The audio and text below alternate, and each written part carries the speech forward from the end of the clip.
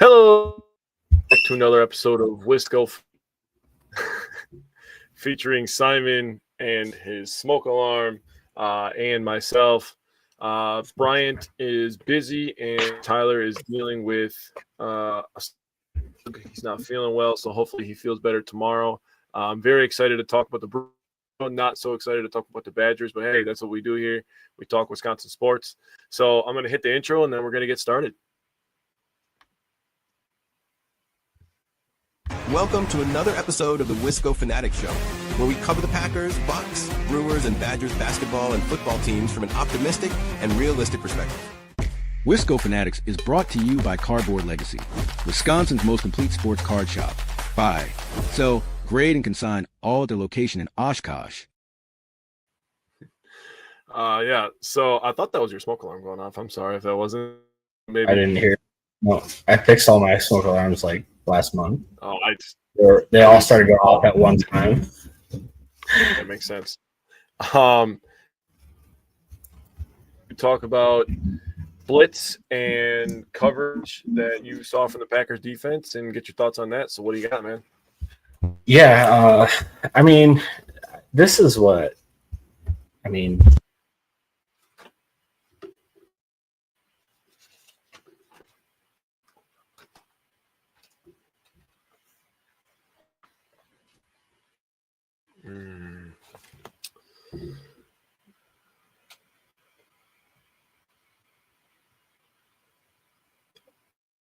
Right now, if you're talking, brother, to be honest with you.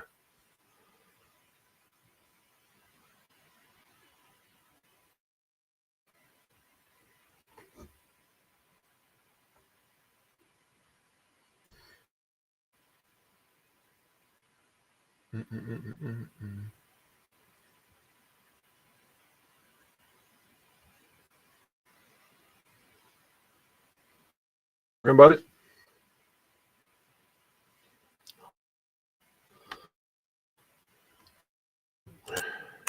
Cannot.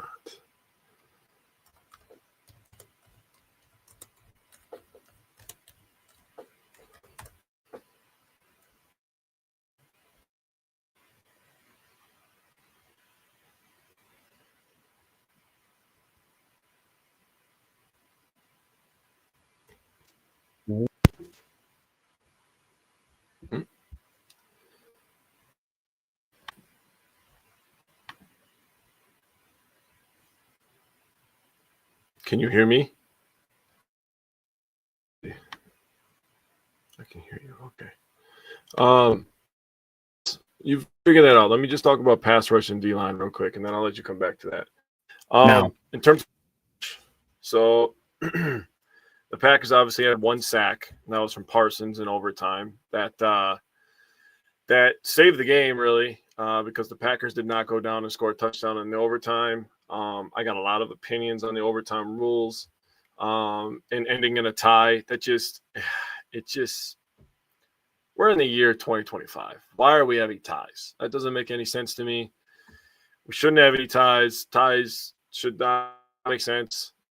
They should not that they should fully adopt the college football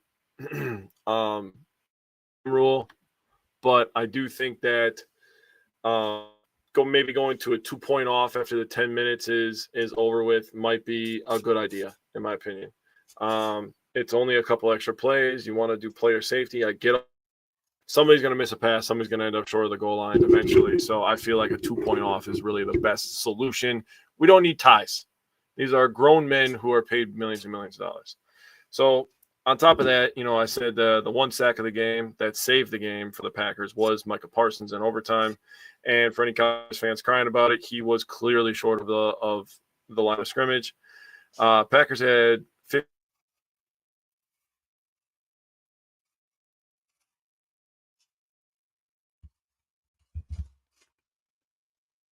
on the quarterback, one hit. That was the only hit on quarterback the Packers had. And obviously why it is very, very important. Dallas did do the ball run. So with that being said, I have Tyler's notes on the D-line. I'm just going to go into that real quick before I let you go, brother. So let me get into the D-line here. Said before, a lot last season and season, as goes Devontae Wyatt, so goes the Packers defense. Through 3 weeks, I labeled him as a Pro Bowler, and I think before and after his absence showed his importance. Parsons registered 10 pressures and 30 pass rushes. Brooks had 5, LVN had 2, Gary had 0, but played very well versus the run. D-line was okay, but it needed Devontae Wyatt. Yeah, we just don't have the depth at D-tackle after trading, and obviously during the game. The depth really just kind of went away. I know they played LVN at D-tackle a little bit during the game, but yeah, they clearly need Devontae Wyatt on the field. So I'm going to go back to Simon about blitz and coverage. So go ahead, brother. Can you hear me now? I'm good. Yeah, I can hear you.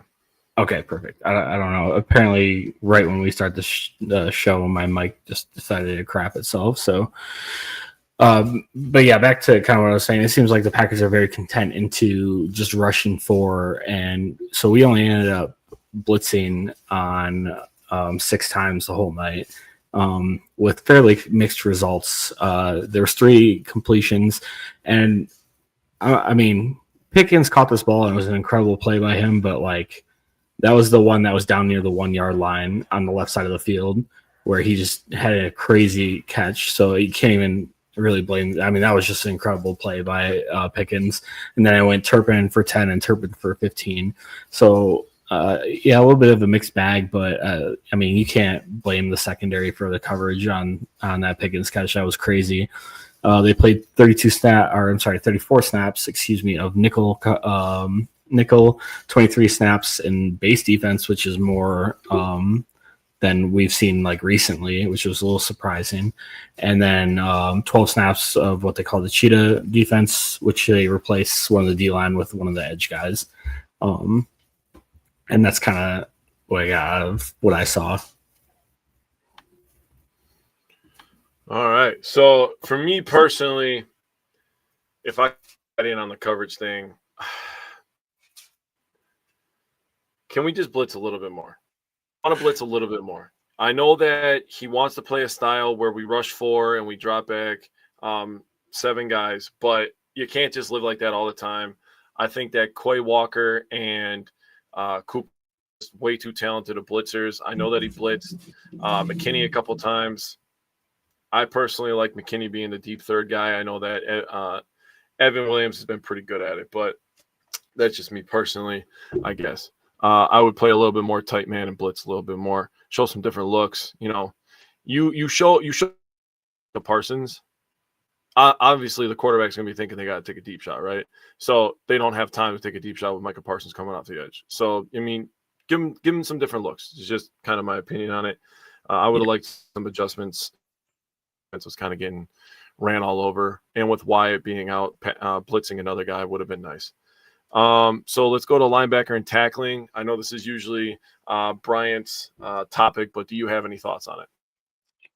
Yeah, I think, I mean, there were a lot of missed tackles this week, but the other part of that too is like PFF credited the team with 8 or 9 missed tackles. I forget. I didn't write it down. I'm sorry. But the problem was with a missed tackle, unlike, you know, the Lions game where we saw as soon as a guy missed a tackle, there was another dude there. And that wasn't really the case versus Dallas. And I remember an Edge Cooper missed tackle, which he missed 3 himself. It was down the middle. Edge Cooper missed him, juke left, and then there was nobody else there. And so he ended up with like a pretty good gain on the tackle. So it's just like this game just seemed like there wasn't a lot of guys just around the ball compared to the last 3 weeks. And I think that's kind of a lot of what attributed to the defense having as well, a good portion of what attributed to the defense not having as good a game, especially versus the run. Yeah, I agree. I said it in the chat earlier. I felt like people weren't rallying to the ball like they were the first couple. For that, it just felt like the energy hasn't been the same. I know they kind of got deflated towards the end of that Browns game. I feel like the defense was just exhausted, but and the defense came out with a better attitude. I thought start this game, but then after the blocked extra point and then the fumble, which we'll get into towards at the end of this episode, that'll probably be the last thing that we do. I think that just kind of deflates the team. But as a leader, that's where Micah Parsons comes in really important. Guys like Xavier McKinney and Rashawn Gary, that's where those guys kind of have to step up and pick the young guys' heads up. Like, hey, we got to go bail out the offense now, because that's the team game, right? Getting into third and fourth down defense, that is something that I cover. If I can click that on there, still apparently. So third and fourth down defense, we held them to 5 for 11 total. So in the first half, we held them to 0 for 3. In the for 8. The first third down conversion was at the 5:44 mark of the third quarter, which is freaking insane to think about in a game that ended 40-40. I also did a tally of their average down and distance. So in the first half, like I said, 3, they had to try to convert a 3rd and 4, 3rd and 5, and a 3rd and 12. So it's a 7.6 yard average, and the Packers held them 0 for 3. In the second half, they had a 14, 6, 3, 2, 5, 3, 5, and 4. That's 42 total yards. That's an average of 5.25. 42 divided by 8 is 5.25. And they were on a streak towards the end of the game where they converted 4 of 5 after starting 0 for 4. And the last one they didn't convert was because Micah Parsons literally sacked Dak Prescott. Otherwise, they probably would have converted that one for a touchdown. Dak and the Cowboys offense was doing literally whatever they wanted to the Packers defense. And that was frustrating to watch. But getting into, we're going to do third down, then I'll the red zone. Or we're going to do secondary. I apologize. You're going to cover secondary, and then we'll get into the red zone. Yep. Oh, man. It was just where did my notes go on that? Okay, there it is. Sorry. It was just a struggle bus for the corners this week. Between Nixon, Bullard, Hobbs, and Valentine, they combined to allow Dak Prescott to go 17 for 23 for 214 yards and 3 touchdowns. I mean, Valentine ended up letting up a perfect passer rating in coverage, and it was just a struggle for them to contain. I mean, there was a couple really nice plays by Dallas, like the one where Dak Prescott off platform like whipped it 40 yards down the field to I think it was Turpin or I forget the other wide receiver's name. I can picture his face, but I was just like, you have to tip your cap to stuff like that, where it's just there's not much the corners can really do on a play like that. But I thought coming out of the gate, they played pretty well. Nixon had 2 forced incompletions. I thought he played pretty decently sticky throughout the game. He allowed a passer rating of 78, which isn't bad. Like, I'll take that all day. But yeah, like everyone else just kind of allowed anything and everything in the second half. It seemed like it was just, they would huck it down the field and a guy would be open. Yeah, freaking that catch by George Pickens was just, that was otherworldly. Like, you can't. That's just like I said, this is something you can't do anything about. They played really good coverage. The dude was right there. He got blasted as soon as he caught it, and somehow got his toes down. And it's just, I mean, that's what it is. Yeah, and then obviously the catch by Turpin towards the end of the game where Nixon was on him, and then that Dak was going to make it that far, and Dak just kind of did a Jordan Love throw and faded it away, and it got there, man. That's just a couple of those plays. Was on fire. It's when I was watching that game, and I'm thinking about the quarterbacks, and I'm giving a little bit away, so I won't repeat it. But it just kind of reminded me of 2 guys in basketball, and both of them are on fire. Like, neither of them can miss. They're both just doing what they're doing. Backs, they're getting to the rim, they're coming off screens and shooting pull-up jumpers from 3. Like, they were just good scorers that were just on fire. They had touch. That happens sometimes, honestly. Yeah. So now we're going to get into the red zone defense, which is what I cover. Tyler covers the offense. I will have his notes when we get there. Red zone, we gave up 4 touchdowns on 5 attempts. One of the touchdowns was on one play. That was unfortunate. That was the play right after the forced fumble.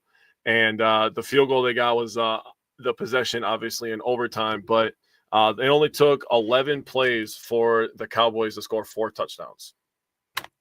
That is insane efficiency, bro. That's insane efficiency. Yeah.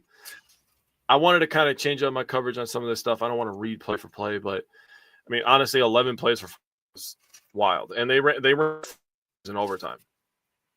So you do the math. Yeah, it's insane. I'll let you if you want. I do have, but you go ahead, buddy. Yeah, I mean, I don't know even how to approach this without like sound like one of the guys on some of the pages I sound like, but like I don't, and I guess I'll just read Bryant's first, and then so this is Bryant talking, not me. Special team sucks. I don't know how Rich Bisaccia is employed, which I at this point like I kind of agree with, and like I'm not like you guys know that I'm not the type of guy that's like, oh, fire this dude after 1 week, but like this is just consistent failures on the special teams. And Rich Bisaccia is he's the highest paid special teams coordinator / assistant coach in the league. So you expect some improvement even over the years, and you just see failure after failure. It's just like, especially 2 weeks in a row where they blocked a field goal attempt or a PAT, whatever, and like got points off of it. And it's just like, how do you not go in the week emphasizing that? And it's frustrating to watch because that's like a 3-point swing where, butterfly effect, who knows what would have actually happened had they not blocked that and we went with a 14-0 lead as opposed to a 13-2 lead. But like it's just frustrating to watch. And I wasn't here for the Browns recap, but like that's such a frustrating way to lose a game that I felt like they had handily for 54 minutes of the game or whatever it was. But on the bright side, McManus, he's still a good signing. That's one of the things that like his stats don't reflect how good he's been for us. Like it's going to reflect 2 missed field goals, 3 total, because he actually missed one on the year, but that's not 100% true. And maybe those go in, maybe they don't. But I'd like to think that everything we've heard from McManus in the offseason and we've seen so far this season is he would have made those pretty good. So Matt LaFleur starting, I'm going to go back to Bryant, what Bryant was saying. Matt LaFleur starting to worry me with his ability to game manage. I think I'm getting into coaching a little bit, but okay, I am getting into coaching. I apologize. Okay. Yeah, that was kind of it for special teams. It's just frustrating to watch. I don't know if you have any additional thoughts on it. Yeah, so I'll give my thoughts on special teams. So obviously the block kicks back-to-back weeks, that's really frustrating to see. And watching the Cowboys return that back, I'm just like, I had a sick feeling in my stomach. I'm like, oh shit, we got a ball game now, dude. It just felt to me like momentum switched. And enough about is we didn't even make a field Brandon Aubrey's kicks off kickoffs until the 4th quarter. Yeah, 4 or 5 of them, and then he finally adjusts on like the second one. He looked like Savion Williams looked like he was lost out there. Like they just said, "Yeah, go figure it out." So, bro, you're the head coach, special teams, and you're the assistant head coach, right? So he should be helping Matt LaFleur with stuff like time management, right? That should be something that goes into it. I'm just going to collectively put this all into one thing with coaching and time possession. Yeah. Okay. In a second. But how are the Packers in the final 2 minutes? Not very good, right? They struggled. They were, after the timeout and after the false start by Kennard, I would have packed it up and went into overtime, to be completely honest with you. And I know that usually how I am. I'm usually kind of a little bit more kind of guy. But that was just poorly ran. Okay. This thing is, yeah. I can still hear you. You can hear me? Okay. So, Yeah. yeah. Anyways, and Bisaccia, his days have to be numbered, honestly. I agree. Yeah, I think going still into coaching and stuff, like some of the Matt LaFleur things kind of get to me a little bit. And like, I'm not the one to kind of bitch about Matt LaFleur at all, because I think mostly he's a pretty good head coach. But at the end of the day, I don't get the last 2 minutes of overtime. Like, I don't understand what the plan of action was, because it seemed like the offense was just strolling, and it seemed like they wanted to play for the tie. And I get not wanting to give Brandon Aubrey a lot of time to kick a field goal, because he can kick probably a 70-yarder. And it seems like every kicker nowadays is doing that. But like, it just kind of worries me a little bit, because it seems like I would rather them huck the ball 4 times in the end zone trying to win the game than I would with a tie.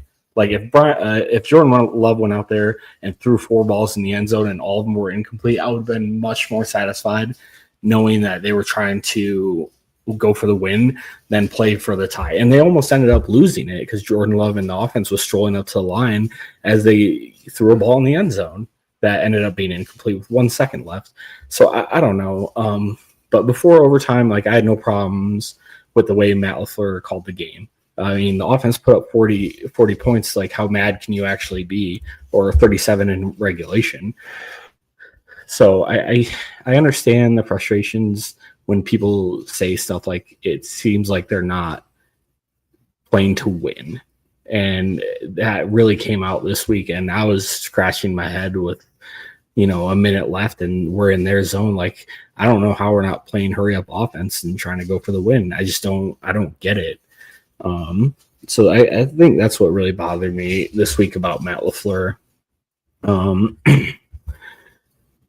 But going into the offense, as we wait for Jake to fix some technical difficulties, I hope you guys are hanging in there. But I'll just start. I'll talk about the tight ends. It seems like last week, it seemed like John Fitzpatrick was kind of eating Luke Musgraves, and there was this kind of 50-50 snapshot on offense. But then, Musgrave comes out and he plays 26 snaps and 20 and at the true tight end spot. And then that Fitzpatrick played 10 and 7 at a 10 end spot. I guess we'll have to see what they think about that.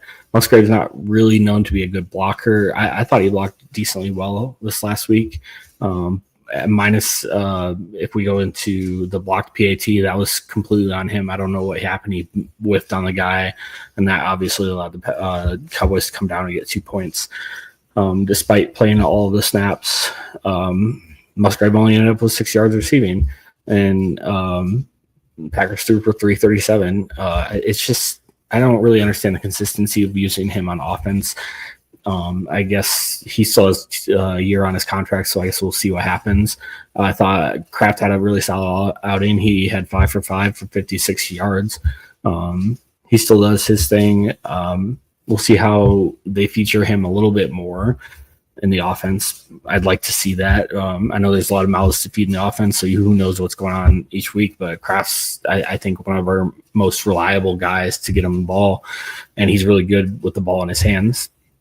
Going up to the run game, I think Josh Jacobs had a week. He carried the ball 22 times for 86 yards and 2 touchdowns. He also had 4 catches for 71 yards. But I mean, the offense still has some peaking issues in the run game. Getting guys open, or getting Jacobs open. 97% of his rushing yards this season have come after contact, 6th highest in the league with a minimum of 25 carries. I think that's absolutely crazy work that you can't get more space for him. On the bright side, he did force 3 missed tackles. I thought Emmanuel Wilson came in, and I think they'll try to find a way to get Emmanuel Wilson going a little bit more. He added 8 rushes, which was a season high for him for 44 yards. Jordan Love with a really long run. I love the way he's running the ball this year. I really do. And obviously last year with the injuries and stuff, he couldn't really move around a lot. But, man, he's running so well this year.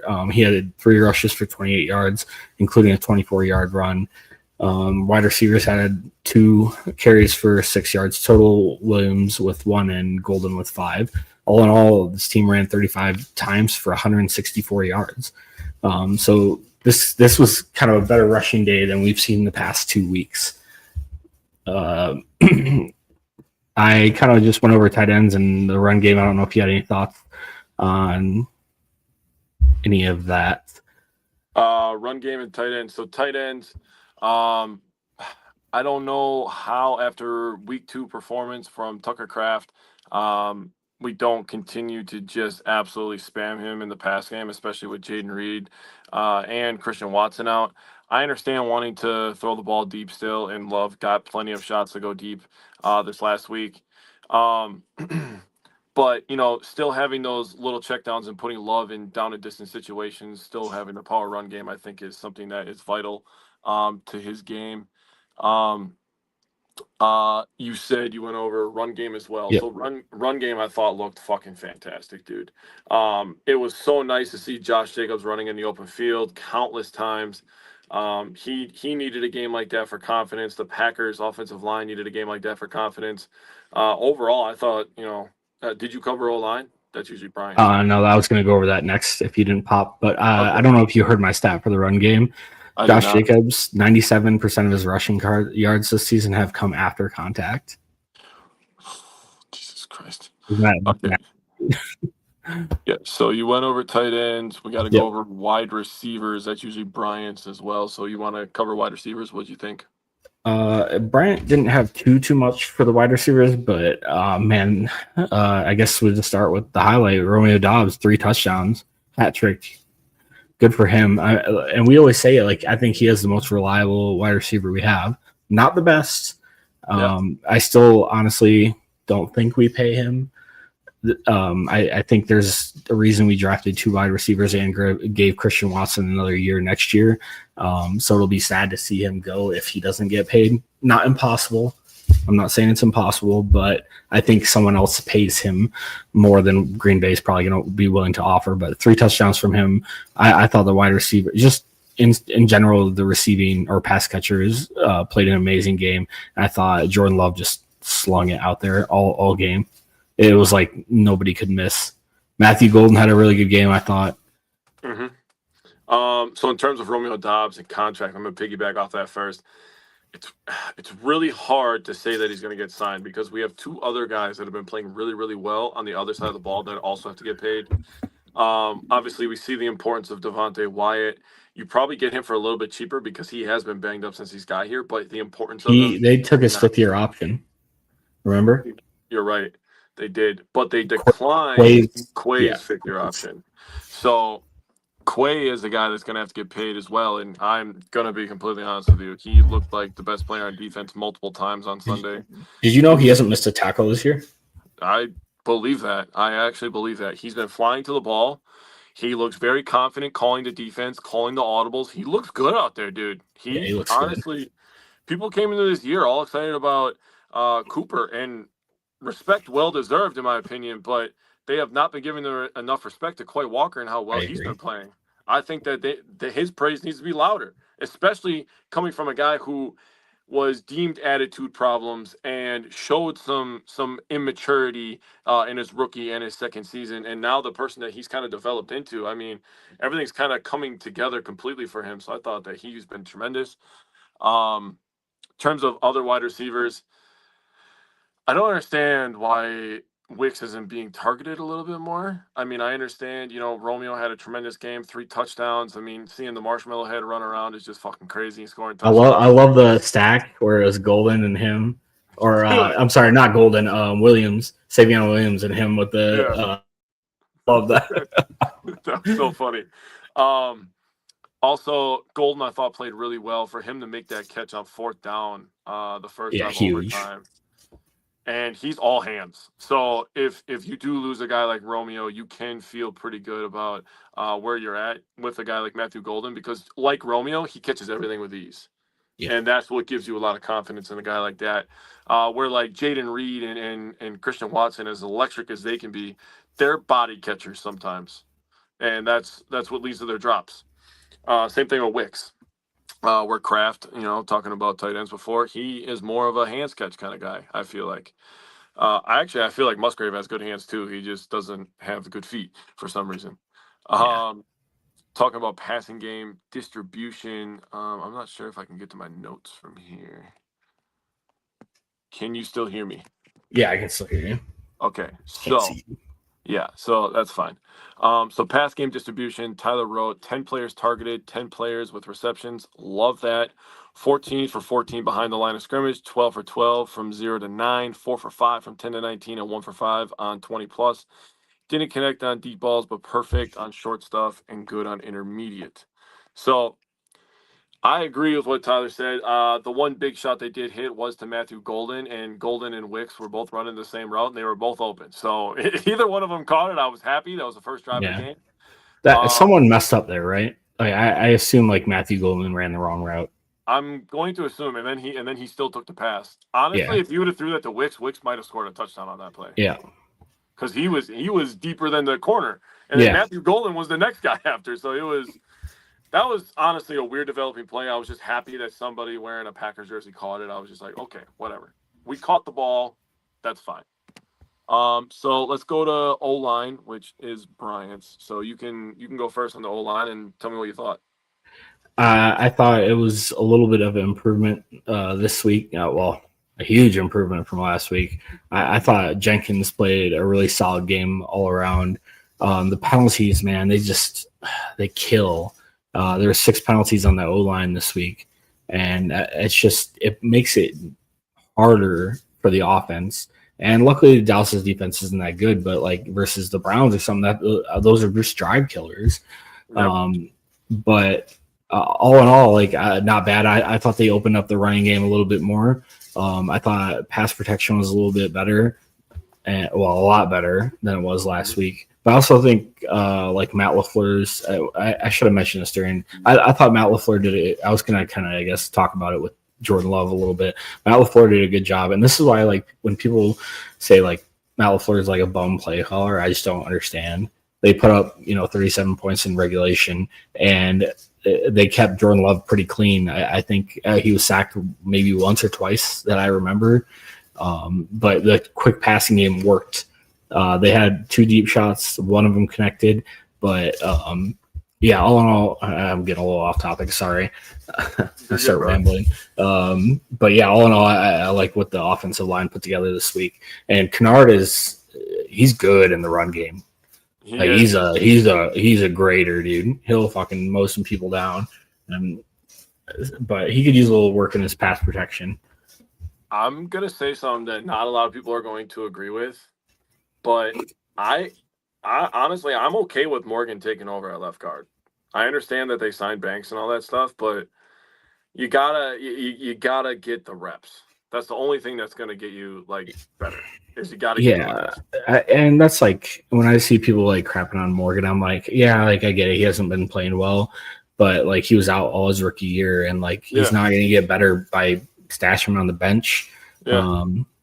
So they're just trying to fit him in wherever and let him get reps so he knows what it's like. Because assuming Rashid doesn't come back next year, he's probably going to be the guy at left tackle unless they do something wild and draft someone.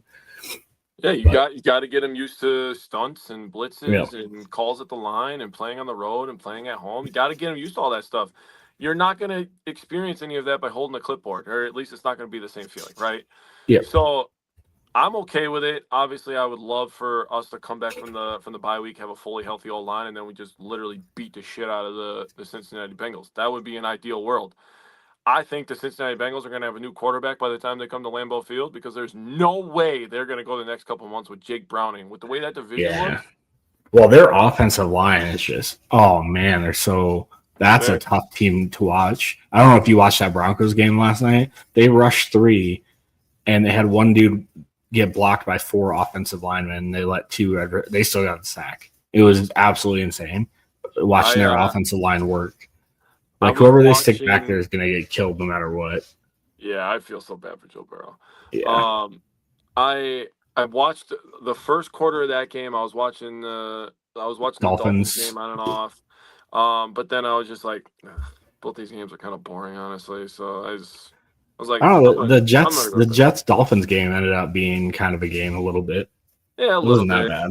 The Jets defense is bad. That's a conversation for another day. Yeah, we do like other team. We do watch other games other than the Packers. If people are surprised by that, but we can go into you covered the run game. Yep. We can go into third down offense. Let me go back to Tyler's notes here. So oh no, that's mine. I am handicapped.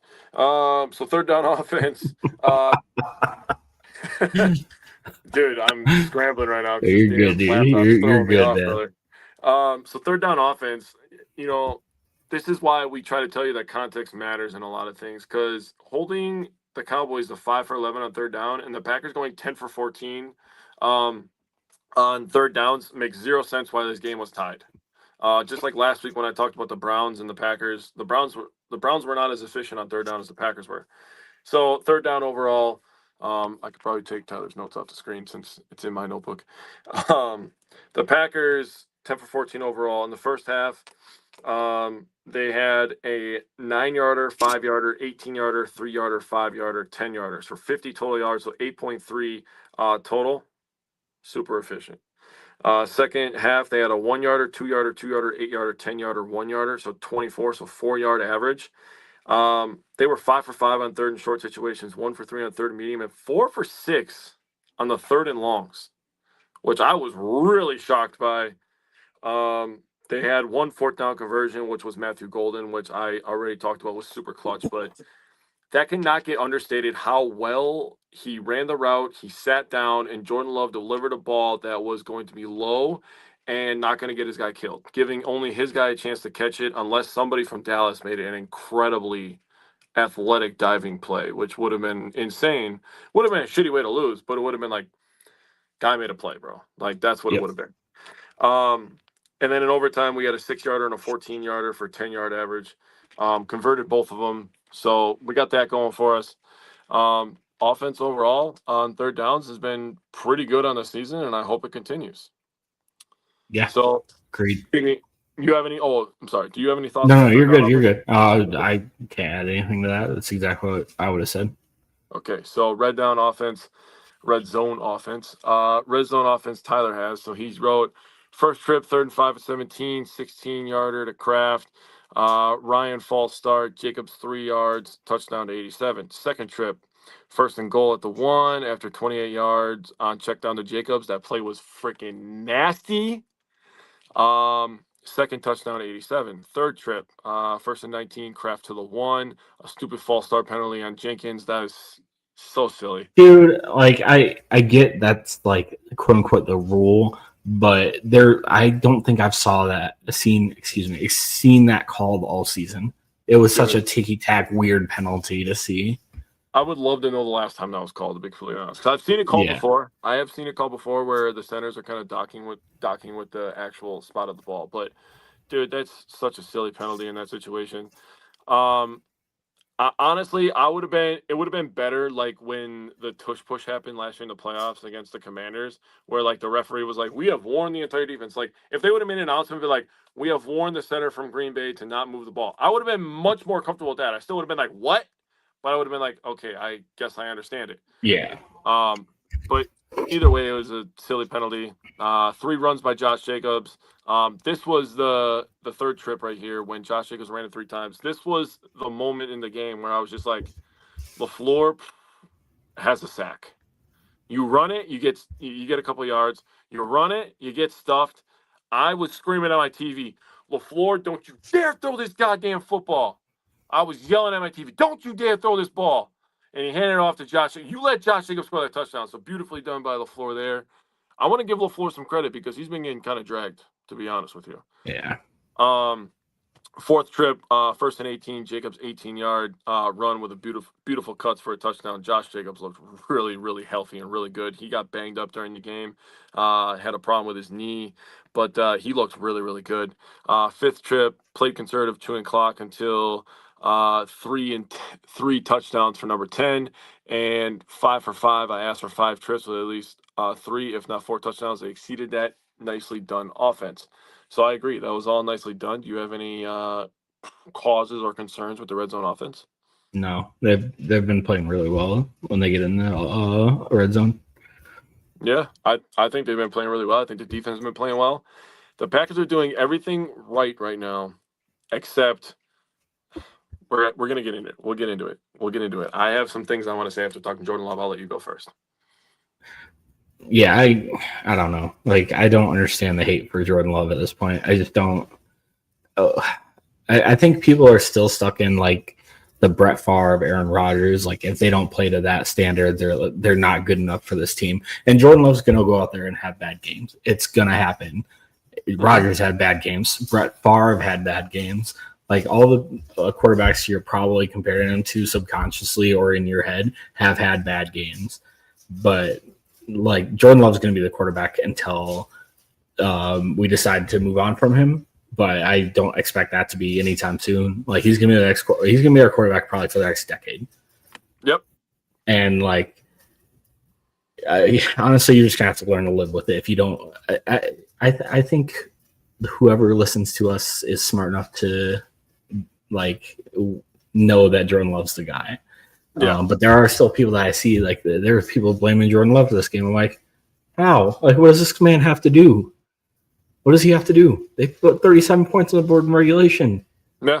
That's not an offensive problem. No. Like, I don't know. Sorry, I got ranted a little bit. There's a couple of things I wanted to throw out there. Jordan Love completed 20 of 28 passes under 10 air yards. And this was totally a Matt LaFleur, Jordan Love game plan to assist the offensive line. He threw for 262 yards and 2 touchdowns on underneath attempts, completing at least 3 underneath passes to 6 different receivers: Kraft, Dobbs, Jacobs, Golden, Wilson, Williams. And outside the pocket, Jordan Love went 6 for 8 for 131 yards. I kind of said it a little bit earlier too. He can move. Like, it's good to see him when the play breaks down. There's nothing out there. He throws the ball away when he knows it's not possible. Like, I love seeing that developmental from Love. Love seeing that from Love. And then I love seeing him scramble. Like, he's not willing to lower the boom. I know I don't love seeing it, but it's good to see him go out there and be aggressive with his running style. Yeah. That's all I got. I have 2 things to nitpick. One, people that are comparing Jordan Love to Aaron Rodgers, I'm going to tell you right now, if you weren't a Packers fan before the last 3 seasons, what you saw on Sunday is exactly what Aaron Rodgers dealt with for about a decade. He had to score 37 to try to win games. Now, thankfully, that hasn't been the case so far this year. I'll take the number saying that 75% of our games we've been playing really good defense, right? Obviously, we've given up, I think I saw it was 84 points on the season. 40 of them came on Sunday. So 44 points in 3 games is like, what is that, like 15, 14? Less, a little under 15. Yeah. So really, really good stuff. And I got one thing I got to nitpick on Jordan Love. This is the next step for growth before I give him his credit. He's got to start holding his players accountable. These pre-snap penalties. There's a viral video of Aaron Rodgers cussing out a center saying, "Snap the ball." Yeah. Rodgers was not afraid to get in your face. Brett Favre, not afraid to get in your face and hold you accountable. Rodgers. I loved watching Rodgers beat up on the Vikings on Sunday morning, by the way. That was a great way to wake up. Jordan Love has to start holding his players accountable. If you have 2 false starts, I need to see Jordan Love getting in somebody's face and be like, "Hey, get your goddamn head out of your ass. I'm trying to win a football game here." It's okay to say that stuff. As a true friend, if my friend is messing up or being silly, I'm going to tell him that he's messing up or being silly. I'm not going to say it that nicely, but I'm going to let him know, like, bro, you are better than this. And this is the next step for Jordan Love in leadership, in my opinion. That's where he has to get to. I think also, that's. Oh, sorry. Go ahead. I mean, people want to say Tom Brady's the greatest of all time. He wasn't afraid to get in his teammates' faces, dude. Peyton Manning, there's a viral clip of him too with Jeff Saturday. Yep. Talking about, hey, you got to block for me, and Jeff Saturday saying, run the damn ball. Those disagreements are going to happen, but at the end of the day, they have the same goal. They want to win. So if your guys are messing up, you got to hold them accountable. Be like, hey, I need you guys to protect me. I need you to stop at the pre-snap penalties. I'm trying to read the defense. I'm trying to get the ball out quick. I know how hard this is. We're going to run the ball. You don't have to worry about that. Matt's going to make sure we run the ball enough. You don't have to worry about that. I'll check into some runs as well. But you guys have to stop hurting yourselves. That's the only thing they're not doing correct right now. I think they have like the 5th or 6th most penalties in the NFL right now. I believe it.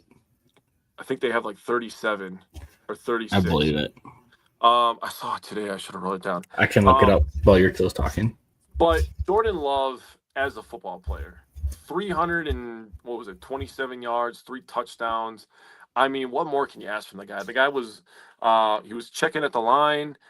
He was hitting some intermediate passes. He was trying to push the ball down deep.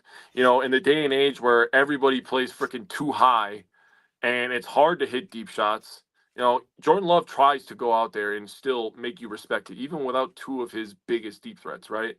And Jaden Reed and Christian Watson.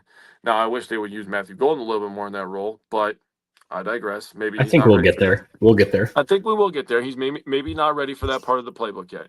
Well, I feel like he's been like his role is increasing every week, and he's been producing more every week. But I feel like once we get in like the middle towards the end of the season, and we'll start seeing him get like 60, 70, 80-yard games on a semi-consistent basis. He's still a rookie. Yeah, so Justin commented and said Sean Ryan has at least one critical penalty, you know, and he's got to get it together. Dude, I'm not a big Sean Ryan guy. I was really hopeful for him last year after his rookie year and the suspension, because this is his 3rd or 4th year. I think it's his 3rd year. Hold on one second. Let me make sure. Yeah, it is his 3rd year. I was really hopeful, and you know, there's still some growth for him, and his. You know, there's time for him still. Like I'm not there is totally out on him, but he's been struggling a little bit this year. Yeah, there's no secret. I wasn't a Sean Ryan guy last year. I'm not a Sean Ryan guy right now. But you know, that's the best part about sports and the best part about opinions. They're allowed to change. They're allowed to change your opinion on them. So you know, he could absolutely put together a freaking all-pro 10-week stretch, and I just eat my words. But as of this moment right now, I'm not really a big Sean Ryan. I hope so. He had 2 pulls early in the game, did absolutely freaking nothing with both of them, and he had a false start. And I was just like, dude, this fucking guy, dude. I'm so sick and tired of his freaking curly hair and mustache. Oh, yeah. He had 2 brutal penalties this week. Yeah, dude, I was done with him after the first couple of drives. I was like, dude, I'm so done with this freaking guy. But you know, back to Jordan Love. Love has just been really good. That big time run he had. He's been phenomenal in my opinion this year. He's 5th in passing yards, I believe, with like an even 1,000 or like 1,001. It's really close to that. It's like 1,000 even, I think. Yeah. But he's 5th in total passing yards right now. So I don't know what more you want from him. He won the scepter for angry run. He literally ran a corner over and made his head touch his feet, which was crazy to me. Jordan Love's been good. I don't know what people are seeing when they say he's not worth $255 million. I want you to tell me, in football speak, I guess is how I'm going to say it. Tell me what Jordan Love does bad. That's what I want people to tell me. And whenever I challenge people with that, they can't tell me because they don't understand the checks. The problem is like yes, Jordan Love had a turnover this game, but and I'll place a little bit of blame on him. I think he got a little loose with where the football was, and so it made it easy for the defensive end to swipe at it. So he just needs to bring that little issue in a little bit.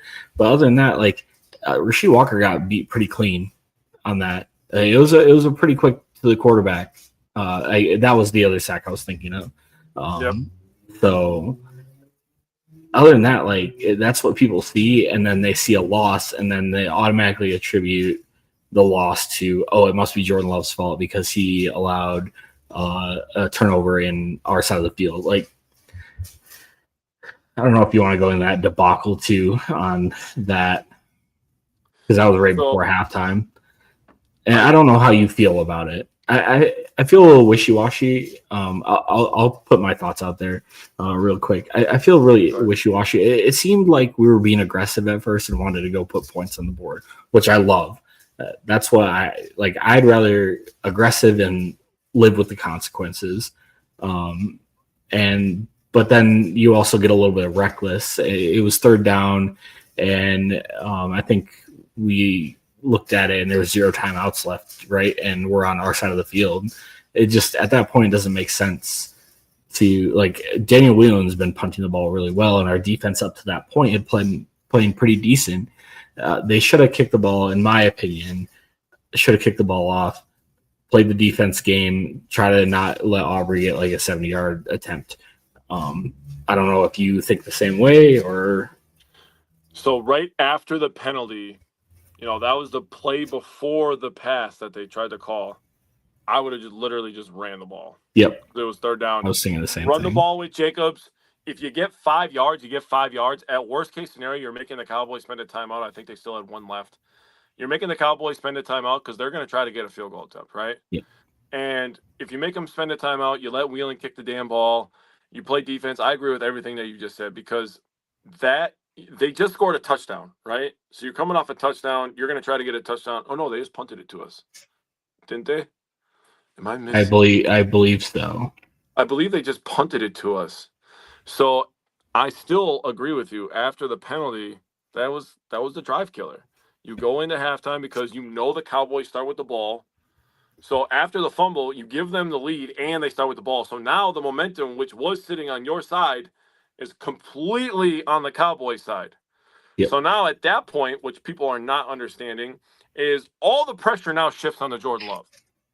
Because now he's thinking, shit, I got to score. Defense got to get a stop, which they did, first drive, and then we got to score, which he did. To his credit, Jordan Love came out and swung back at the Cowboys after they took the lead. And he kept swinging, and he was trying his best. Devontae Wyatt going down allowed the run game for the Cowboys to get going because apparently he's the only defensive tackle on the roster that understands what a fucking C-gap is. Dude, if I got paid every time I was yelling fucking C-gap during Sunday's game, I would have a lot of money right now. I'm being so dead ass, dude. That shit was ridiculous, bro. I was like, what are we doing, bro? You can't shift them over one hole? Good Lord, dude. That shit was pissing me off. But anyways, I thought Jordan Love played great.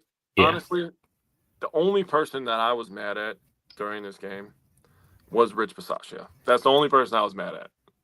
Other than that, I'm fine with everything else. Let's just get healthy after the bye. Yeah, I think we'll see why it's going to be week to week. I don't know if you saw that or not.